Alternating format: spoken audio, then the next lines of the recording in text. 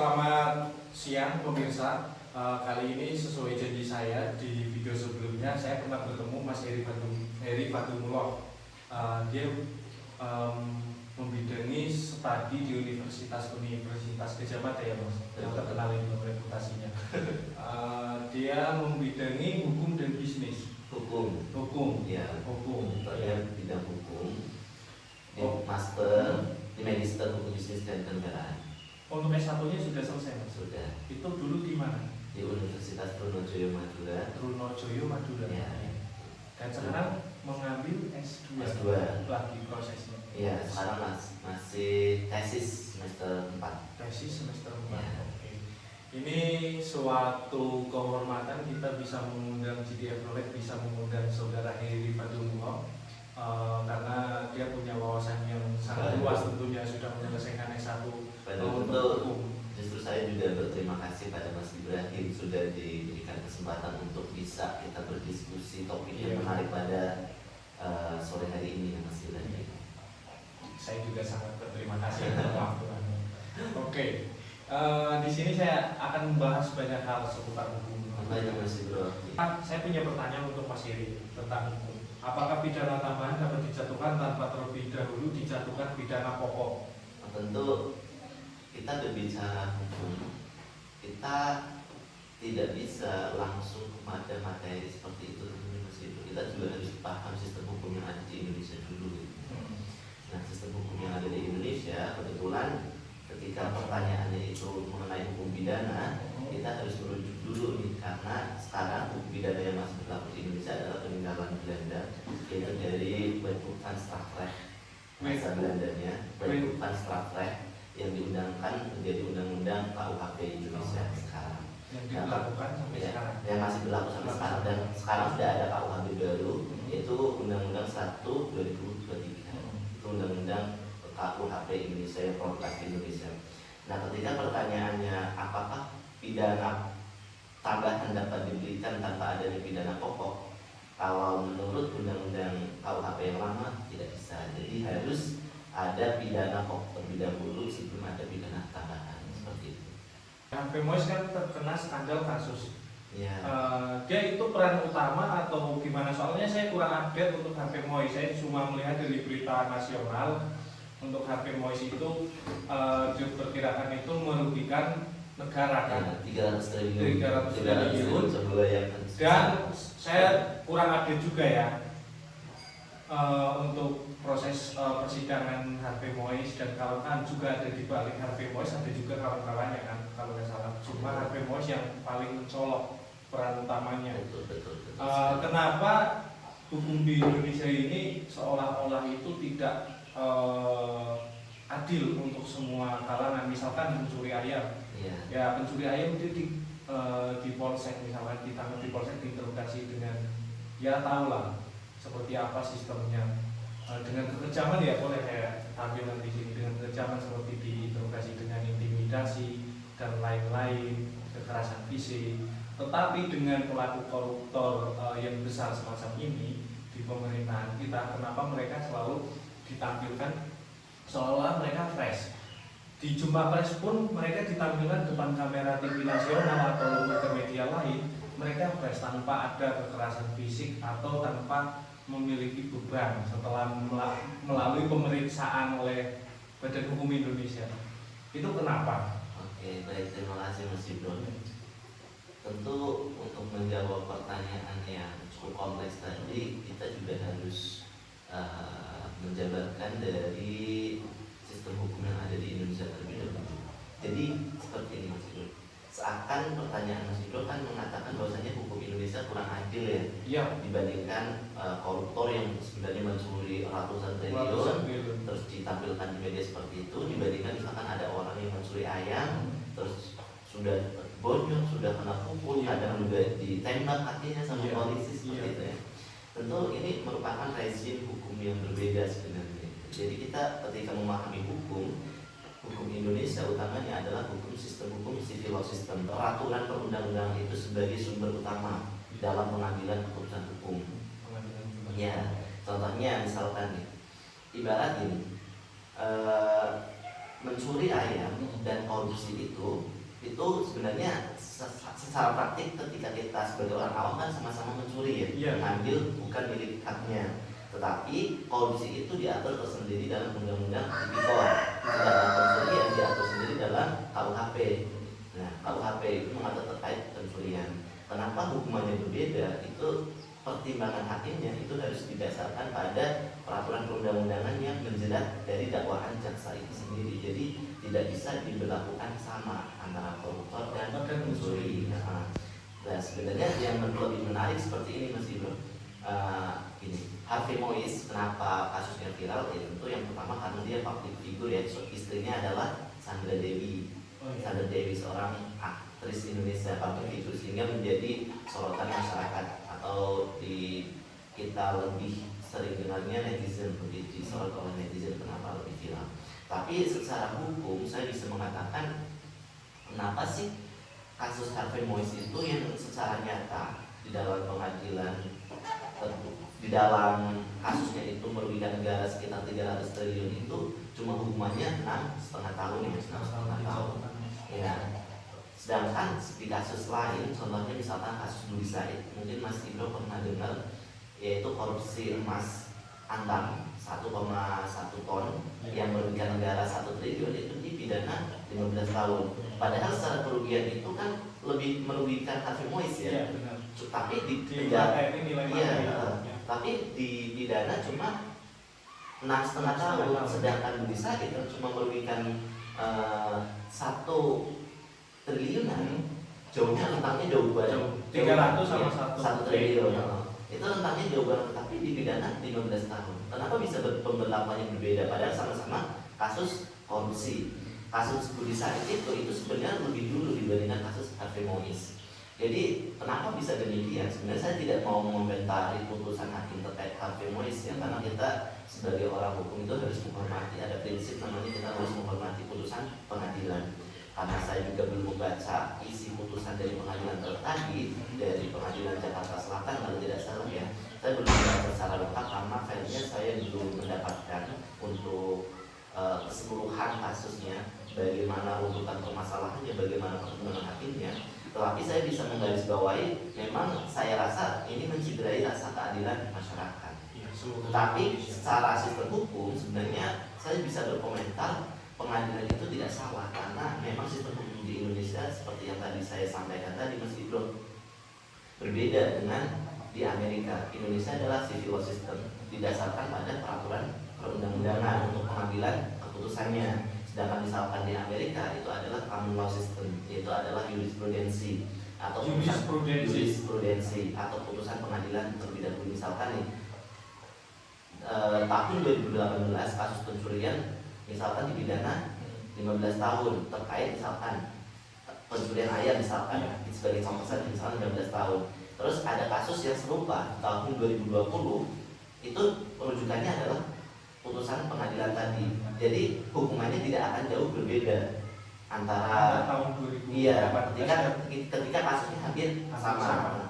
Tapi di Indonesia padahal meskipun kasusnya hampir sama, tapi pemberlakuan hukumnya berbeda-beda ya, karena ini adalah sistem hukum civil law system. Ya, civil law system itu didasarkan pada peraturan perundang-undangan sebagai sumber hukum utamanya. Jadi misalkan kasus tadi Budi Said itu kenapa bisa dipidana penjara 15 tahun? Karena memang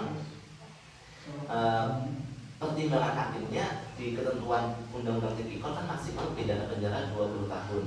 Jadi maksimal 20 tahun, berarti ketika mengambil putusan 15 tahun ya tidak masalah. Toh maksimal 20 tahun gitu. Jadi 15 tahun ya tidak masalah, karena mungkin ada alasan pemaaf, alasan dari pertimbangan yang meringankan dari terdakwa tadi. Tapi menjadi berbeda ketika dibandingkan dengan Harvey Mois, kasus Harvey Mois. Kasus Harvey Mois ini kenapa dipidana 6,5 tahun secara sistem hukum tidak salah pengadilan ya dalam memutuskan kasus ini, karena memang sistem hukumnya seperti itu, tidak merujuk pada putusan yang sebelumnya ada, tapi merujuk pada peraturan perundang-undangan. Kasus pidana maksimalnya adalah 20 tahun, dipidana 6,5 tahun ya akhirnya nggak salah kan, karena tidak ada ketentuan harus 20 tahun, tapi maksimal 20 tahun. Nah, jadi seperti itu. Jadi karena memang sistem hukum di Indonesia seperti itu, jadi seakan-akan memang tidak adil ya, tetapi ya sistem hukum yang dipilih di Indonesia seperti itu ya, ini adalah konsekuensi yang harus dihadapi oleh Indonesia. Sehingga kemarin ya Presiden Prabowo juga menyampaikan ya harus banding gitu, karena mencederai rasa keadilan masyarakat gitu. Kenapa kita mengadopsi hukum, apa istilah namanya tadi Mas? Civil law system. Kenapa itu mengadopsi dari Belanda? Itu rujukannya dari dulu, pasti dari sejarawan dulu, tokoh-tokoh pemimpin dahulu kan, dia mengadopsi pemimpin sistem Belanda. Iya. Kan pertanyaan saya ini Mas Atong, sorry ya. Kan kita mayoritas itu Muslim terbesar ya. Iya, betul. Kita sudah tahu kita punya petunjuk hukum. Iya. Islam. Ya, dari Al-Quran kita mengambil dan dari hadis. Itu sudah jelas kan untuk menegakkan seluruh keadilan. Misalkan kita mencuri, tapi ada kadar dan porsinya. Saya tidak membenarkan kriminal di sini ya. Saya tidak membenarkan aksi kriminal atau tindak pencurian dan lain-lain. Karena menurut saya kalau hukum syariat Islam itu ditegakkan seperti Taliban setelah mendirikan Afghanistan, ya kan? Dia mencoba menegakkan kan. Misalkan kita membunuh sengaja sudah jelas itu kasusnya, kita harus mengeksekusi terdakwa sesuai syariat Islam yang menurut Al-Quran dan hadis sahih. Ya, kenapa Indonesia yang mayoritas Muslim 80% bisa dikatakan itu sesuai estimasi kan kalau nggak salah? Kenapa tidak mengadopsi hukum Islam? Oke, baik, terima kasih Mas Ibu. Jadi yang pertama saya ingin menjawab terkait kenapa sih Indonesia, tadi pertanyaannya adalah civil law system, seperti itu. Dan pertanyaan kedua, kenapa Indonesia tidak menganut sistem hukum Islam? Jadi yang pertama terkait civil law system. Ini kita bisa menarik ke tahun ketika Indonesia masa penjajahan Belanda, di mana pada waktu itu Indonesia kita tahu sendiri di pelajaran sejarah yang mungkin masih juga ketika di sekolah sering juga mendengar bahwasanya Indonesia dijajah Belanda 300 abad. Iya, 360. Nah, salah satu yang dijajahkan di Indonesia adalah penerapan sistem hukum itu. Mengapa Indonesia mengadopsi itu? Nah, sebenarnya sistem hukum di dunia itu secara garis besar itu dibagi menjadi dua. Selain sistem hukum Islam, yang sistem hukum itu civil law sama common law. Civil law itu peninggalan negara-negara yang bekas tinggalan dan peninggalan kerajaan Romawi sebenarnya pada waktu itu. Dan common law itu adalah negara-negara common law Inggris, Amerika Serikat. Nah, kenapa Indonesia tadi menganut itu ya karena satu tadi karena penjajahan, sehingga pemerintah kolonial Belanda menerapkan sistem hukumnya di Indonesia. Jadi pada waktu itu juga hukum yang ada di Indonesia itu adalah dari turunan dari kerajaan Belanda. Nah, ketika Indonesia merdeka, kan persiapan untuk menciptakan sebuah hukum itu tidaklah mudah. Tidaklah gampang karena masyarakat sudah terbiasa dengan hukum yang selama 360 tahun, ya 3,5 abad itu dijajah, diterapkan hukumnya, pengadilannya seperti ini. Tentu tidak mudah untuk langsung membalikan telapak tangan, ibarat langsung merubah sistem hukumnya.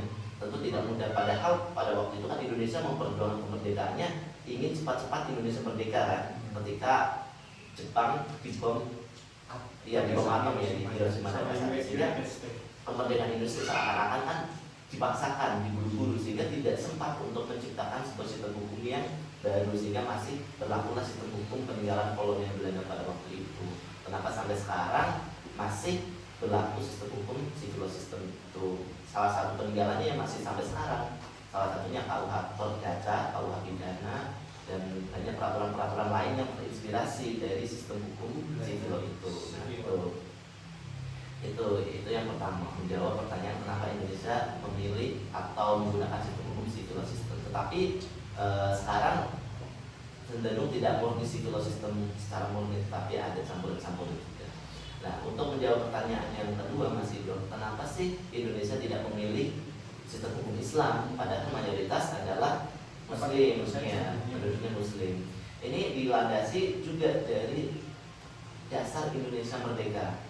Indonesia merdeka itu didasarkan pada perjuangan rakyat Indonesia yang bukan hanya orang Muslim pada waktu itu. Dulu sempat mau dijadikan Indonesia di sila pertama Pancasila itu adalah menerapkan syariat Islam. Tetapi di golongan-golongan saudara-saudara kita yang berasal dari timur, dari Maluku, dari Ambon, dari NTT, itu kan mayoritas mereka Nasrani. Mereka tidak sepakat ketika menerapkan sila pertama Pancasila itu adalah jawaban kedua, sorry ya.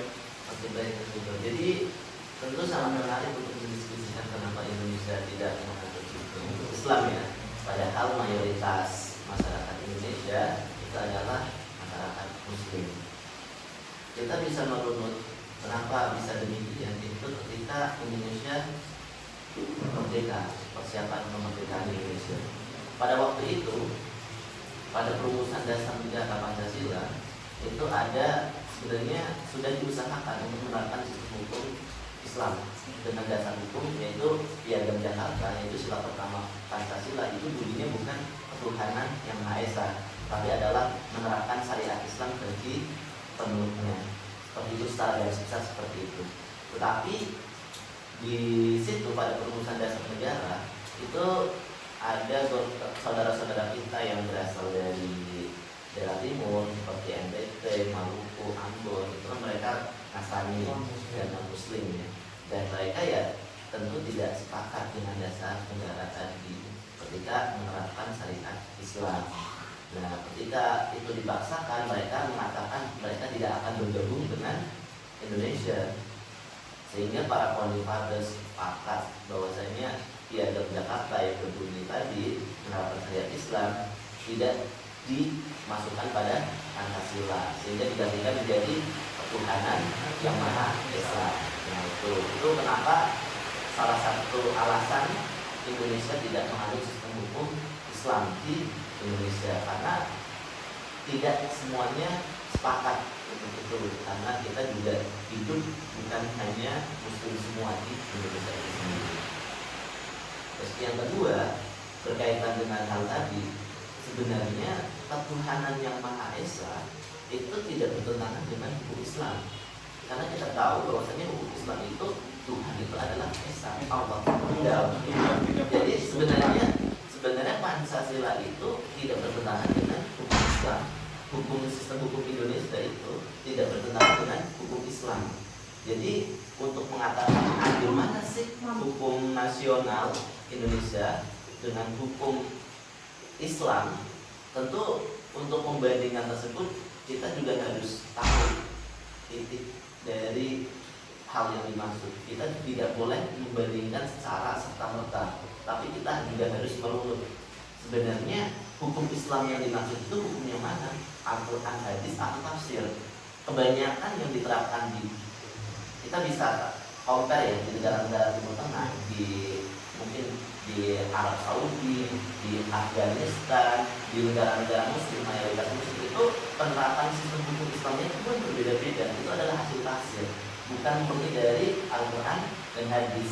Tafsir itu adalah proses olah pikir para ulama yang menghasilkan teks Al-Quran dan hadis dari Rasulullah. Jadi kesalahan. Sehingga ketika dikatakan itu adalah murni hukum Islam, tunggu dulu, jangan kita telah mentah-mentah akan hal tersebut. Nah, di Indonesia hukum meskipun tidak dinamakan ini hukum Islam, tapi beberapa hukum yang di Indonesia itu terinspirasi dari hukum Islam. Contohnya tentang perkawinan itu rujukannya dalam hukum Islam gitu. Jadi saya rasa tidak menjadi persoalan ketika Indonesia menerapkan sistem hukum yang secara teks tidak disebut sebagai hukum Islam, tapi nampaknya Islami menurut saya. Dibandingkan kita mengatakan ini hukum Islam, kita menerapkan hukum Islam, tetapi Indonesia terpecah belah. Terus masyarakat Indonesia saling berperang, kita tidak bisa melaksanakan ibadah dengan damai. Justru itu lebih merugikan dibandingkan kita menerapkan sistem hukum yang memberikan perdamaian bersama, kita saling toleransi antar umat beragama gitu kan. Itu justru menurutku lebih bernafaskan Islam dibanding kita memaksakan hukum Islam yang akan menimbulkan perpecahan seperti itu.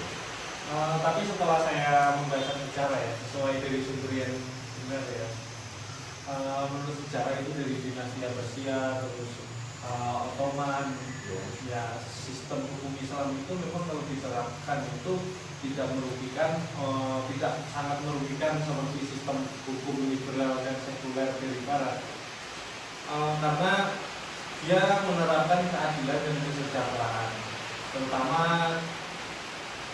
di masa-masa kemasan Islam di era berapa ya?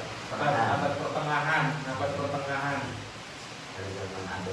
pada dinasti Abbasiyah dan turun Salahuddin itu maksudnya di abad berapa itu? Itu tahun 1100 ya. Iya. 1100. Dulu pasukan Selim untuk melakukan ekspedisi ke Timur Tengah itu melakukan segala cara, benar kan? Dia melobi ke Romawi, Yunani, kalau nggak salah, maaf ya kalau misalkan ada salah dari saya, karena saya membacanya itu dari umur 12 tahun sampai 14 tahun baca sejarah itu. Terus dia sampai di Timur Tengah, sudah melobi pemuka-pemuka agama dari Eropa dan membawa pasukan sampai ke Yerusalem dan melewati beberapa negara Timur Tengah, dan di situ dia mulai melakukan aksi kejamnya. Sampai ada yang menceritakan di sejarahnya kayak ini, kejaman pasukan Salib itu membantai sampai genangan darahnya seluruh. Ya. Kenapa? Padahal kan dia, untuk pertanyaan yang terakhir ini, hukuman yang memantaskan, tapi kita untuk Indonesia kan semua rakyat menanti dan tidak puas atas hasil dari sidang Harvey Mois.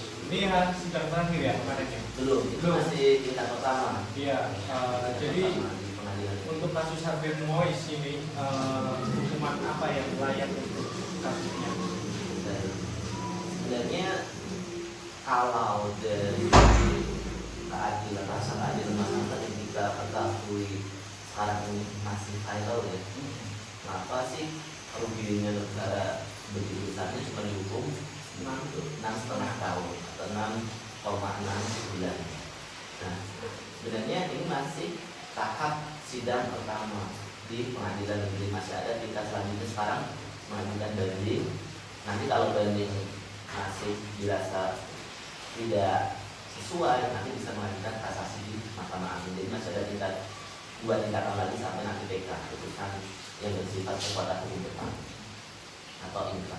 Nah, sebenarnya di Undang-Undang Tipikor itu Undang-Undang Nomor 39 tahun 99 itu mengatakan bahwa maksimal sebenarnya adalah ketika kasus korupsi itu adalah 20 tahun. Jadi saya rasa ya dia bisa dimaksimalkan lah, ya. Bisa dimaksimalkan pidana penjaranya dan pidana dendanya. Ya, jadi agar kerugian negara tidak secara serta-merta itu hilang, tetapi bisa kembali lagi kepada negara. Tapi gini, ketika kita berbicara hukum, sebenarnya ini ada dua perbedaan pendapat. Tapi ketika tadi saya berpendapat demikian, itu saya berposisi sebagai masyarakat awam yang menginginkan sebuah keadilan. Tapi ketika kita berbicara hukum di Indonesia, sebenarnya kerugian negara yang dimaksud 300 triliun itu benar-benar kerugian uang negara atau bukan, itu masih debatable. Karena saya belum baca pastinya putusan hakim, putusan pengadilannya terkait kerugian negara tadi, saya belum baca karena belum mendapatkan putusan salinan putusannya.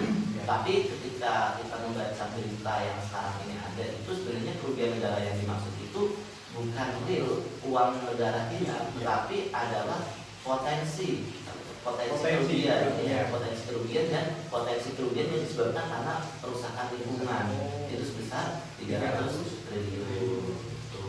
Sebenarnya itu, sehingga itu juga perlu dibuktikan di pengadilan sih, gitu ya. Mungkin itu salah satu pertimbangan hakim kenapa divonis 6,5 tahun gitu. Dan juga ketika kita membicarakan terkait putusan pengadilan, itu kan kita juga memiliki prinsip menghormati putusan pengadilan. Ketika putusan pengadilan tadi belum final, saya mungkin berkomentarnya santai ini seperti ini dulu gitu, karena nanti masih ada kemungkinan lain di persidangan tingkat banding, tingkat kasasi seperti itu. Ya, ini sangat sulit bagi saya. Sebelumnya saya belum pernah mendengar presentasi tentang hukum lebih detail dan spesifik dari media Indonesia. Ya, ini tentunya menambah wawasan pemirsa dan saya untuk belajar lagi tentang hukum yang diterapkan di Indonesia dan bagaimana kita menyikapinya. Oke, saya akhiri. Terima kasih Mas Heri Padumullah untuk waktunya bisa datang di podcast saya GDF Knowledge, dan terima kasih antusiasnya untuk para pemirsa. Jadi silakan kalian komentar, like atau beri masukan apapun yang ada di pikiran para penonton. Nanti saya akan respon. Terima kasih. Assalamualaikum. Waalaikumsalam.